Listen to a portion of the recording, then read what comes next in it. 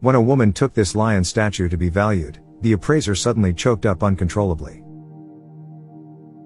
One fateful day, a senior citizen holding a lion statue visited the shop. She only knew that the item had been brought from China and had been passed down via her parents. The whole interaction between the woman and the appraiser was recorded for television broadcast.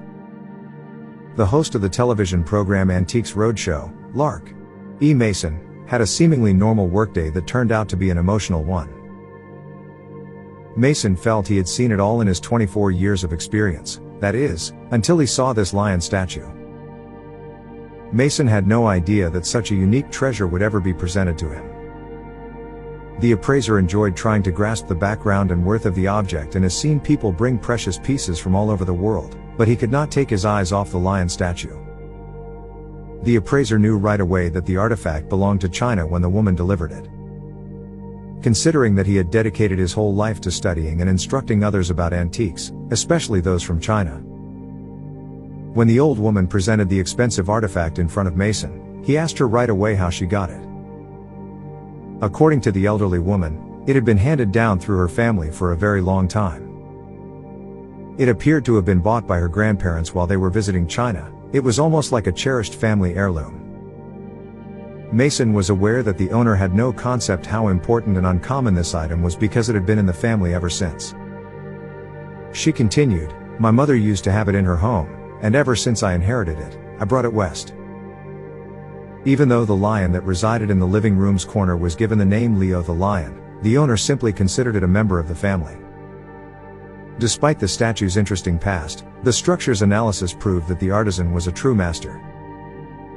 The assessor demonstrated the lion's muscles rippling beneath the surface as an illustration of how every part of the sculpture was meticulously sculpted and finished.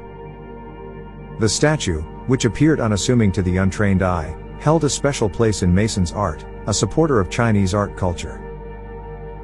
"It's the finest quality marble you can get, it's truly magnificent," he remarked. The appraiser continued to guide his audience through each and every aspect with great enthusiasm. Even though he had seen little duplicates of this incredible work of art, the antiquities expert said that he had never seen one this enormous come in. When Mason said that no sculptures of this size or with a similar style had been found, he wasn't exaggerating. They probably once existed, but none have persisted or been preserved for historical study.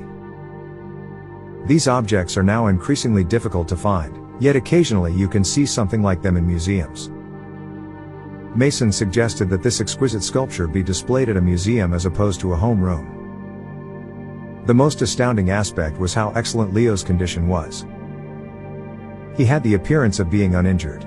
As old as this statue is, most artifacts are shattered or have a few flaws.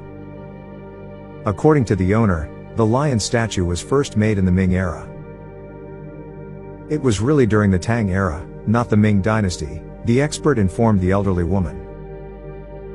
According to editor-in-chief Larry, the lion statue was one of the two outstanding items that have ever been on the program. Another costing between $300 and $5 million was a Navajo blanket. Mason was overtaken with emotion because finding a rare treasure from ancient China in the West, especially in Albuquerque, New Mexico, was extremely unusual. Because there were no signatures to attest to the statue's legitimacy, the owner was concerned that this would reduce its value. The appraiser assured her, though, that it wouldn't because there wasn't a widespread practice of signing at the time. Mason places the value of this amazing artwork between $120,000 and $180,000. However, this was an estimate for an auction. The insurance amount is amazing. Unexpectedly, it was valued at an astounding $150,000 to $250,000 or even more. Consider an 18-inch statue that cost so much in 2002 that one could not understand its worth today.